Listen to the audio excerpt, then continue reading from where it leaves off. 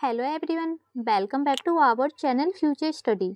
तो गाइस, ये video most important होने वाली जो बीए प्रोग्राम के स्टूडेंट है सेमेस्टर 6 के, और आपका जो डिसिप्लिन सब्जेक्ट है पॉलिटिकल साइंस वैश्वीकरण की समझ। ये student as well regular NCF सभी स्टूडेंट हो सकते हैं जिनके पास भी ये सब्जेक्ट है, और इसमें हम आपको important question with answer explain करने जा रहे हैं। अभी तक आपने हमारा टेलीग्राम व्हाट्सअप ग्रुप ज्वाइन नहीं किया तो कर सकते हैं, लिंक आपको डिस्क्रिप्शन बॉक्स में मिल जाएगा।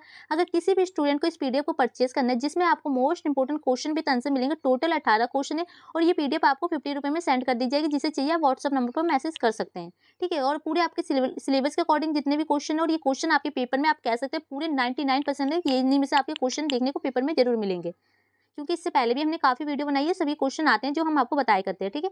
तो आपके पूरे सिलेबस के अकॉर्डिंग 18 क्वेश्चन थे। तो इससे पहले जो हमने एक वीडियो बनाई थी क्लासेस फर्स्ट के अकॉर्डिंग, जितने भी 18 क्वेश्चन है वो सभी हमने आपको उस वीडियो में बता दिया है। तो उसका लिंक हम आपको डिस्क्रिप्शन बॉक्स में दे देंगे, आप उस वीडियो को देख सकते हैं। आपको एक आइडिया हो जाएगा क्वेश्चन किस टाइप से, प्लस पीडीएफ में जो आंसर है ना कैसे आपको लिखे गए, तो आप सभी कुछ देख सकते हैं। उसके बाद आपको पीडीएफ लेना है नहीं लेना आपकी मर्जी है, ठीक है। तो इसमें जो क्वेश्चन नंबर फर्स्ट है, या आपको क्वेश्चन हम कराने जा रहे हैं, इसका क्वेश्चन आंसर देखिए। जो आपका यूनिट फर्स्ट है उसका अकॉर्डिंग आपको टोटल यहाँ पर हमने 2 क्वेश्चन लिया है, और 2 क्वेश्चन में से एक क्वेश्चन आपके पेपर में जरूर मिलेगा। एक तो क्वेश्चन नंबर ये फर्स्ट है आपके सामने, और इसके बाद जो एक क्वेश्चन नंबर आपको सेकंड आएगा, ठीक है। तो आपके पेपर में ना आप मान के चलिए 2 क्वेश्चन में से एक क्वेश्चन आप पूरे 100% लगा सकते हैं कि ये क्वेश्चन आपको देखने को जरूर मिलेगा, ठीक है। तो ये वाला क्वेश्चन क्लासेस थर्ड के अकॉर्डिंग करा देंगे, क्लासेस हमारे सेकंड है जिसमें क्वेश्चन नंबर फर्स्ट का आंसर हम आपको कराने जा रहे हैं। तो क्वेश्चन देखिए क्या है, वैश्वीकरण से आप क्या समझते हैं। वैश्वीकरण की विशेषता, गुण, लाभ अथवा महत्व और वैश्वीकरण के दोष, हानियों एवं दुष्परिणाम का वर्णन कीजिए।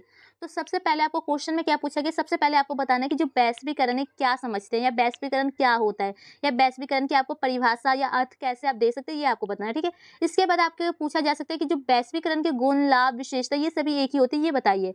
और इसके बाद इसकी हानियां पूछी जा सकती है, इसके क्या क्या दुष्परिणाम हुए, मतलब गलत प्रभाव पड़ा, ठीक है। और इसी में एक ऑप्शन में क्वेश्चन देखिए, इस टाइप से भी पेपर में आ सकता है। वैश्वीकरण की परिभाषा लिखिए तथा वैश्वीकरण के सकारात्मक और नकारात्मक प्रभाव बताइए। तो देखिए, सबसे पहले आपको वैश्वीकरण के बारे में एक्सप्लेन करना है, फिर इसके जो सकारात्मक प्रभाव के अकॉर्डिंग इसकी लाभ बताना है, और ये नकारात्मक में मतलब इसकी हानियां बतानी है, ठीक है। और इसी टाइप से देखिए, वैश्वीकरण क्या है, समकालीन समय में इसकी प्रमुख चुनौतियों की विवेचना कीजिए। तो इसकी जो चुनौतियां पूछिए, मतलब इसके जो नकारात्मक प्रभाव मतलब हानियां है ना, वो आपको बतानी है, और इसमें आपको यही बताना है, ठीक है। एक ही पॉइंट आपको इसमें बताना है, इसमें दोनों पॉइंट को एक्सप्लेन किया। तो इस टाइप से आपके पेपर में क्वेश्चन आएगा, आप क्वेश्चन देख के आंसर अपने अकॉर्डिंग लिख सकते हैं कि क्या क्या इसमें आंसर में लिखने की जरूरत है। तो चलिए आंसर स्टार्ट होता है यहाँ से। तो सबसे पहले हम समझेंगे कि जो वैश्वीकरण क्या है। तो आपको हम सिंपल शब्दों में बताएंगे जो कि इजी होगा और आपको समझ भी आ जाएगा। देखिए, वैश्वीकरण का जो मतलब ये है ना कि जो मतलब एक देश होता है ना दूसरे देश के साथ अपनी जो अर्थव्यवस्था है ना उसे जोड़ता है, मतलब एकीकरण करता है। मतलब कुछ माल अपने यहाँ भेजता है तो कुछ माल इनके अपने ओर लेता है, जिससे ये दोनों देश अपना व्यापार कर पाते हैं, और एक देश से दूसरे देश में आयात निर्यात वैश्वीकरण वस्तुओं का होता है, खाने पीने की चीजें जो भी चीजें आयात ये सभी होते हैं, ठीक है। तो इसी को हम वैश्वीकरण कह सकते हैं। तो देखिए, बुक की लैंग्वेज में आपको क्या बताना है। वैश्वीकरण शब्द दो शब्दों विश्व और एकीकरण से मिलकर बना है, जिसका अर्थ है कि पूरे विश्व की अर्थव्यवस्था को एकीकृत करना और उन्हें एक ही छत के नीचे लाना। तो देखिए, जो वैश्वीकरण का क्या अर्थ है कि मतलब जो विश्व है ना, पूरा देश है ना, उसको एकीकरण करना, मतलब एक साथ इकट्ठा करना, और पूरे जो विश्व की अर्थव्यवस्था हो ना उसे एक ही छत के नीचे लाना, मतलब पूरे को एक ही में समेट कर रखना। इसका मुख्य मकसद देशों के बीच आर्थिक, सामाजिक, सांस्कृतिक दूरियों को दूर करना है। मतलब जो इसका इंपॉर्टेंट पॉइंट क्या है कि इसमें क्या होता है मकसद, तो जो आपकी राजनीतिक, आर्थिक और सामाजिक, सांस्कृतिक सब जितनी भी दूरियां होती हैं इन सबको कम करके एक दूसरे के निकट लाना, ठीक है। वैश्वीकरण के पीछे की कामना पूरे विश्व को एक बनाना, मतलब इसकी जो कामना क्या होती है कि पूरा जो देश है उसको एक बनाना, जैसे कि अमेरिका हो गया, भारत हो गया, रसिया हो गया, इन सभी को ना एक ही बनाना। ये अलग अलग देश है लेकिन इनको सबको इकट्ठा करना है, यही है वैश्वीकरण का अर्थ। देखिए, इसे एक आसान से उदाहरण के माध्यम से समझते हैं। अब आपको एग्जाम्पल दे सकते हैं पेपर में। हम रोजमर्रा के जीवन में ना जाने कितनी ही वस्तुओं और सेवाओं का उपभोग करते हैं, लेकिन आप भी ये जानते हैं कि वे सभी वस्तु और सेवा जरूरी नहीं है कि भारत देश में ही निर्मित की गई हो। यानी अमेरिका, जापान, चीन में बने वस्तुओं का उपभोग भारत में बड़े पैमाने पर हो रहा है, और यही वैश्वीकरण है। यह उदाहरण भूमंडलीकरण का आर्थिक आयाम दिखाता है। तो देखो, यहाँ पर एग्जाम्पल के अकॉर्डिंग आपको बताया गया है कि जैसे कि आप भारत देश के निवासी है, आप बहुत सी वस्तुएं ऐसी है कि जो आप यहाँ पर यूज करें, खाने से पीने से लेके पहनने तक की, लेकिन ये सभी भारत देश में नहीं बनाई जाती। जैसे कि आपको जीन्स पता है, ये अमेरिका के अकॉर्डिंग पहले ज़्यादा पहना जाते थे, तो ये चाइनीज फ्रूट होते हैं चाइना के अकॉर्डिंग, लेकिन ये भारत देश में सभी मिक्स होकर चले देना, जैसे कि चीन, जापान, अमेरिका, इन सभी देशों की चीज़ें हमें भारत में बड़े पैमाने पर उपयोग की जाती है। तो यही होता है वैश्वीकरण, ठीक है। यानी कि विश्व के सभी देश अपनी वस्तुओं और सेवाओं का आदान प्रदान अन्य देशों में सुगमता से कर पा रहे हैं। इससे दोनों देशों में प्रत्यक्ष व अप्रत्यक्ष रूप से फायदा मिलता है। तो मतलब कि देखो, जितने भी देश हैं एक दूसरे के देश में अपना अपनी चीज़ों का आदान प्रदान करें, और इससे ये फायदा होता है कि दोनों की अर्थव्यवस्था होती है ना, फायदा मिलता है उनको, कि मतलब प्रत्यक्ष रूप से भी अप्रत्यक्ष रूप से भी फायदा होता है।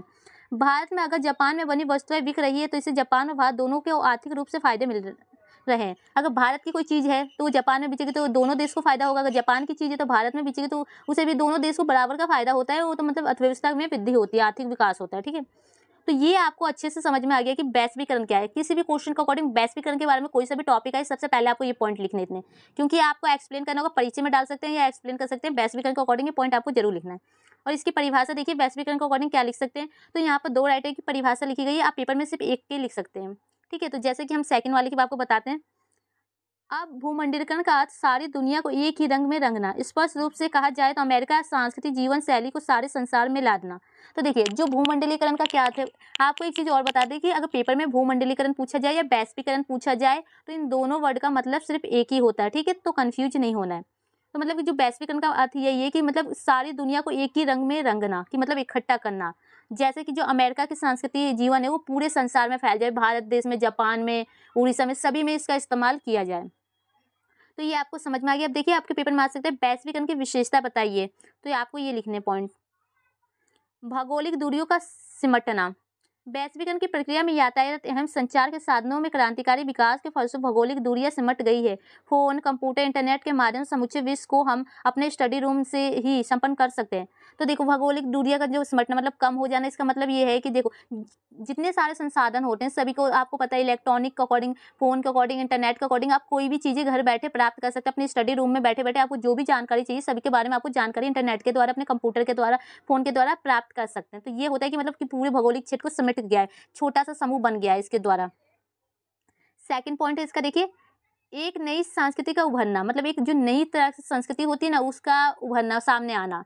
वैश्वीकरण की प्रक्रिया में इलेक्ट्रॉनिक मीडिया की दूर दराज तक पहुंच ने एक नई विश्व संस्कृति को उभारा है। Jeans, T shirt, fast food, pop संगीत, नेट पर चैटिंग आदि तत्वों से बनी एक ऐसी संस्कृति सज्जित हुई है जिसमें विश्व के हर देश का युवा प्रभावित हुआ है। तो देखो, मतलब कि जो नई संस्कृति आप कह सकते हैं कि जैसे कि वैश्वीकरण के द्वारा इलेक्ट्रॉनिक मीडिया है, इंटरनेट है, इन सभी के द्वारा आपको बहुत सी चीज़ें जानने को मिलती है। जैसे अमेरिका के अकॉर्डिंग जीन्स, खाने पीने की फास्ट फूड चीज़ें होती है, पॉप संगीत, ये सभी चैटिंग करना इंटरनेट पर, ये सब कहाँ एक नई संस्कृति के तत्व माने जाते हैं। और इससे पूरे जो युवा देश है ना, पूरे जितने भी देश में युवा है सभी प्रभावित हुए हैं। ऐसा कोई नहीं जो नहीं है। आज के टाइम में आपके पास भी फ़ोन है, आप भी ये सब चीज़ें देखते हैं। इसका थर्ड पॉइंट है उपभोक्तावाद को बढ़ावा। वैश्वीकरण में उपभोक्तावाद एवं बाजारीकरण को बढ़ावा देने के गुण है। मतलब कि जैसे बाजारों को बढ़ावा दिया गया है, खाने पीने की चीज़ें से लेकर हर चीज़ को बढ़ावा दिया गया है, एक देश से दूसरे देश में मंगाया जा रहा है, ये सभी।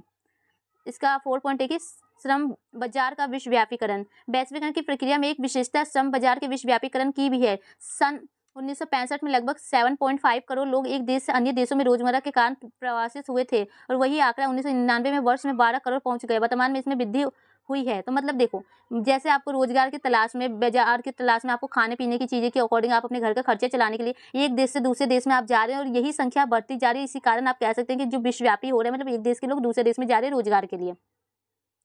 इसका 5 पॉइंट है बिचौनियों को बढ़ावा। मतलब बिचौनिया का मतलब हो गया जैसे कि आपको एक शादी ब्याह में भी होता है कि कोई तीसरा व्यक्ति दो लोगों के घर को इकट्ठा करके शादी कराता है, उसी टाइप से ये जो वैश्वीकरण में भी है कि जैसे कि एक देश है अमेरिका, दूसरा देश है सोवियत संघ, इन दोनों के बीच में कोई तीसरा बंदा आके इन दोनों को एकीकरण कराएगा कि आप दोनों एक दूसरे से व्यापार करो, जिससे दोनों को फायदा होगा, बीच में इसे मुनाफा दोनों देशों से मिलेगा। तो यही होता है। वैश्वीकरण की प्रक्रिया से श्रम निर्यात देशों में ऐसे कई एजेंट या बिचौनिया सक्रिय हो गए हैं जो वैध तथा अवैध दोनों प्रकार के लोगों को विदेशों में काम दिलाते हैं। यानी यही नहीं कि बिचौनिया लोगों को विदेश भिजवाने में भी मदद करते हैं। तो देखो, जो बिचौनिया लोग होते हैं या एजेंट कह सकते हैं, जो बीच में दलाल कह सकते हैं, वो लोगों का काम क्या होता है कि एक तो सीधे तरीके से, एक उल्टे तरीके से लोगों को विदेश में भेजना, काम दिलाना। इससे ये होगा कि लोग एक दूसरे का काम निकट कर पाएंगे एक देश से दूसरे से, और इनसे मदद भी मिलती है जो विदेश में जाते हैं लोग। नेक्स्ट पॉइंट है शिक्षा का विश्वव्यापीकरण। तो देखिए, भूमंडलीकरण या विश्व वैश्वीकरण ने शिक्षा का भी विश्वव्यापीकरण हो गया है। इसमें विकासशील देश के शिक्षा संस्थाओं का पाठ्यक्रम विश्व स्तरीय हो गया है, जिससे यहाँ का शिक्षा प्राप्त करने वाला विद्यार्थी दुनिया के किसी भी देश में रोजगार पा सकते हैं। तो देखो, इसका शिक्षा का अकॉर्डिंग मान लो कि किसी ने दिल्ली से शिक्षा प्राप्त किया, अब वो जाके चाहे तो अमेरिका में या जापान में, चीन में, कहीं भी जाके रोजगार प्राप्त कर सकता है। तो यही होता है जो शिक्षा के द्वारा भी रोजगार प्राप्त किए जा रहे हैं वैश्वीकरण के द्वारा। ठीक है, इसका 7 पॉइंट है अंतर्राष्ट्रीय स्तर पर आवाजाही में लचीलापन, मतलब कि जैसे कि लोगों को एक देश से दूसरे देश में आने जाने में बहुत ज़्यादा ही आसानी मिल गई है, उसमें लचीलापन आया है। वैश्वीकरण की प्रक्रिया में फलस्वरूप आज डॉक्टर, इंजीनियर, वैज्ञानिक, शिक्षा, बैंकर तथा कंप्यूटर विशेष आदि का विशेष विदेशी आगमन भी अब पूंजी प्रवाह की तरह सरल एवं लचीला हो गया है। मतलब कि देखो, वैश्वीकरण के द्वारा जो डॉक्टर है, इंजीनियर है, वकील है, कोई भी व्यक्ति नेता हो, एक देश से दूसरे देश में बहुत ही आसानी से आ जा सकता है। इनमें सरलता और लचीलापन आ चुका है वैश्वीकरण के द्वारा। तो ये इसकी विशेषता के पॉइंट है। अब आपके पेपर में आ सकता है जो वैश्वीकरण के गुण, लाभ अथवा महत्व बताइए, या वैश्वीकरण के सकारात्मक प्रभाव बताइए। तो आप ऊपर वाले भी पॉइंट लिख सकते हैं और ये भी लिख सकते हैं, ठीक है। तो आप ये दोनों लिख सकते हैं। तो देखिए, हम आपको यहाँ पर पॉइंट टू पॉइंट आंसर करा रहे हैं, जिससे ये आपको बस आपको टॉपिक को समझना है कि हम क्या आपको बता रहे हैं, उसके अकॉर्डिंग आप पेपर में बना के अपने तरीके से भी लिख सकते हैं। आपको ये पॉइंट ही क्लियर हो गए तो ये तो 2 लाइन आप खुद से एक्सप्लेन कर सकते हैं, ठीक है। तो इसका फर्स्ट पॉइंट है नवीन तकनीकों का आगमन वैश्वीकरण के द्वारा विदेशी पूंजी के निवेश में वृद्धि होती है। तो देखो, जो वैश्वीकरण के द्वारा जो विदेशी पूंजी होती है ना, उसमें भी आपको फायदा होती है, वृद्धि होती है, ठीक है। अहम नवीन तकनीकों का आगमन होता है जिसमें श्रम की उत्पादकता एवं उत्पादन की किस्म में सुधार होता है, और इससे जो इनके किस्म में भी सुधार होते हैं, ठीक है। इसका सेकंड पॉइंट है जीवन स्तर में वृद्धि, मतलब जो आपका जीवन जीने का तरीका है उसमें भी वृद्धि होती है। वैश्वीकरण में जीवन स्तर में वृद्धि होती है क्योंकि उपभोक्ता को पर्याप्त मात्रा में उत्तम किस्म की वस्तुएं न्यूनतम मूल्य पर मिल जाती है। मतलब कि जो भी चीज़ें, जिनकी ज़रूरत की जो भी चीज़ें होती है, वो आपको बहुत ही आसानी से और कम मूल्य में प्राप्त हो जाती है, जिससे आपके जीवन स्तर में वृद्धि प्राप्त होती है। विदेशी विनियोजना, वैश्वीकरण के विकासशील राष्ट्र अपने अतिरिक्त पूंजी अति विकसित एवं विकासशील राष्ट्रों में विनियोग करते हैं। विदेशी पूंजी के आगमन से इन देशों का विनियोग बड़ी मात्रा में हुआ है। तो देखो, जो वैश्वीकरण के द्वारा जो देश होता है कि जो विकास कर चुका है, वो जो अति विकसित लोग होते हैं या विकासशील देश होते हैं, उनको अकॉर्डिंग उनका अपने योजना से सहयोग करता है, जिसके जरिए कि वो अपना वो भी विकास पूरी तरह से कर चुके हो अच्छी मात्रा में, ठीक है। इसका 4 पॉइंट है विदेशों में रोजगार के अवसर, मतलब कि आपको देखो, वैश्वीकरण से एक देश के लोग दूसरे देश में रोजगार प्राप्त करने में सक्षम होते हैं। मतलब कि देखो, वैश्वीकरण के द्वारा जो इंडिया के लोग हैं विदेश में भी जाके व्यापार कर सकते हैं, रोजगार प्राप्त कर सकते हैं, ठीक है। जो इसका 5 पॉइंट है विदेशी व्यापार में वृद्धि, आयात निर्यात पर लगे अनावश्यक प्रतिबंध समाप्त हो जाते हैं तथा साक्षर नीति समाप्त हो जाने से विदेशी व्यापार में पर्याप्त वृद्धि होती है। मतलब देखो कि विदेशी व्यापार में वृद्धि, मतलब कि जैसे आने जाने की जो सुविधा है उस पर प्रतिबंध लगे रहते थे पहले, लेकिन अब ये समाप्त हो चुके हैं, खत्म हो चुके हैं, जिसके कारण लोग आसानी से आ जा सकते हैं और अपना व्यापार कर सकते हैं और विदेशों में अपनी वृद्धि कर सकते हैं। 6 पॉइंट है इसका अंतर्राष्ट्रीय सहयोग में वृद्धि, जब वैश्वीकरण अपनाया जाता है तो आर्थिक संबंधों में तो सुधार होता है, ये साथ ही राजनीतिक संबंध भी सुधरते हैं। आज वैश्वीकरण के कारण भारत, अमेरिका, जर्मनी एवं अन्य यूरोपीय देशों से संबंध सुधर रहे हैं। तो देखो, जो वैश्वीकरण से ये भी फायदा है कि जो अंतर्राष्ट्रीय स्तर पर जैसे कि व्यापार हम करते हैं, तो उसमें आपके राजनीतिक, सामाजिक सभी सुधार एक दूसरे के निकट होते हैं, जो भी समस्या होती है सभी मिलकर हल करते हैं, जिससे ये होता है कि एक देश में दूसरे देश में जो उनके संबंध है उसमें भी उनको सुधार आता है और वो एक दूसरे के निकट आते हैं। इसका 7 पॉइंट है तीव्र आर्थिक विकास, मतलब इसमें सबसे तेजी से आर्थिक विकास होता है। वैश्वीकरण से प्रत्येक राष्ट्र को अन्य राष्ट्र के तकनीकी ज्ञान के आदान प्रदान का अवसर मिलता है तथा विदेशी पूंजी का विनियोग बढ़ता है, इससे अर्थव्यवस्था का तेजी से विकास होता है। तो मतलब वैश्वीकरण के द्वारा एक देश दूसरे देश के बारे में अच्छी तरह से जानकारी प्राप्त करेगा, उसकी अर्थव्यवस्था के बारे में जानेगा, और जिससे हम अपनी देश की अर्थव्यवस्था का भी विकास तेजी से वो कर पाएगा। तो ये कुछ इसके आपको सकारात्मक पॉइंट कह सकते हैं, या इसके महत्व कह सकते हैं, लाभ कह सकते हैं, इस टाइप से आप कह सकते हैं, ठीक है। अब आपके पेपर में आ सकता है कि जो वैश्वीकरण के दोष, हानियां या दुष्परिणाम या नकारात्मक प्रभाव बताइए। तो आपको ये पॉइंट लिखने हैं जो कि अब हम बताने जा रहे हैं। तो इसका फर्स्ट पॉइंट है आर्थिक असंतुलन, वैश्वीकरण के कारण विश्व में आर्थिक असंतुलन पैदा हो रहा है, गरीब राष्ट्र अधिक गरीब एवं अमीर राष्ट्र अधिक अमीर हो रहे हैं, इसी प्रकार से देश में भी गरीबी एवं अमीरी व्यक्तियों के बीच विषमताएं बढ़ रही है। तो देखो, यहाँ पर एक इसका नुकसान बताया गया है कि जो वैश्वीकरण के द्वारा कि ये कहा जा रहा है कि लोग, जो गरीब व्यक्ति है और ज्यादा गरीब हो रहा है, अमीर व्यक्ति है और ज्यादा अमीर हो रहा है, तो इसमें जो अमीर और गरीब के बीच में खाई पैदा कर दी है वैश्वीकरण, तो ये इसका नुकसान है। सेकेंड पॉइंट है इसका देशी उद्योगों का पतन, मतलब देसी उद्योग वो होते हैं जैसे गांव के चीजें हो गई, उसका पतन हो रहा है, जैसे कि अमेरिका की चीजें हो गई, उसको अकॉर्डिंग उन्हें कम प्रयोग में लाया जाता है। तो देखिए, वैश्वीकरण के कारण स्थानीय उद्योग धीरे धीरे बंद होते जा रहे हैं, विदेशी माल की प्रतियोगिता के सामने देसी उद्योग टिक नहीं पा रहा, उनका माल बिक नहीं पाता या घाटे में बेचना पड़ता। यही कारण है कि देश में कई उद्योग बंद हो गए हैं या बंद होने की कगार पर है। तो आपको भी पता है कि अच्छी तरह से कि अगर आपको देखिए, अगर आपको 100 रुपये में एक अच्छी किस्म की अमेरिका की जो कोई भी टी शर्ट मिल रही है जो आपको देखने में काफ़ी अच्छी हो, और वही इंडिया का माल है, आपको वही चीज़ 150 रुपये में मिलता है, तो आप क्या चाहेंगे कि हमें अमेरिका वाला लेना है। तो ये जो आपकी भारतीय चीज़ होनी है ना, ये कम होती जा रही है धीरे से धीरे। तो इसीलिए लोग कह रहे हैं कि जो विदेशी व्यापार है उसमें वृद्धि हो रही है, जो देसी है उसके काम धंधे कम हो रहे हैं और वो सस्ते में बेचने पर मजबूर हो जाएंगे जब उन्हें कोई लेगा नहीं तो, और ये कम दाम में बेचते हैं अमेरिका वाले, ठीक है। इसका थर्ड पॉइंट है बहुराष्ट्रीय कंपनियों का प्रभुत्व। विश्व के औद्योगिक जगत पर बहुराष्ट्रीय कंपनियां, मल्टीनेशनल का प्रभुत्व अहम शिकंजा बनता जा रहा है। ये बड़ी बड़ी कंपनियां स्थानीय उद्योग को निगलने जा रही है। हम स्थानीय उद्योग या तो बंद हो रहे हैं या इनके अधीन जा रहे हैं। जैसे कोका कोला कंपनी ने भारत के थम्सन लिम्का के उत्पादन को अपने अधीन कर लिया।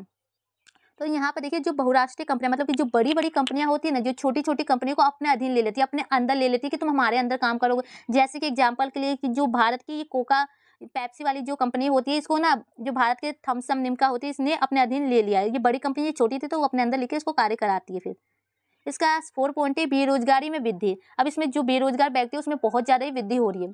वैश्वीकरण के कारण विदेशी माल मुक्त रूप से भारतीय बाजारों में प्रवेश कर गया है। परिणामस्वरूप स्थानीय उद्योग बंद हो रहे हैं और बेरोजगारी बेकारी बढ़ रही है। देश में औद्योगिक श्रमिक की संख्या घट रही है। तो देखो कि आपको पता ही है कि जो बाहर की चीजें, विदेशी वस्तु आई होती है, वो सब भारत में आकर आसानी से बिच रही है। तो जो स्थानीय वस्तुओं के मूल्य में बहुत ज्यादा गिरावट आ रही है, वो कंपनियां बंद हो रही है, उसका कोई खरीदता नहीं, तो क्या होगी, बंद ही होगी और ये सब अपने अधीन ले लेते हैं। जो इसका 5 पॉइंट है राष्ट्र प्रेम की भावना का आघात।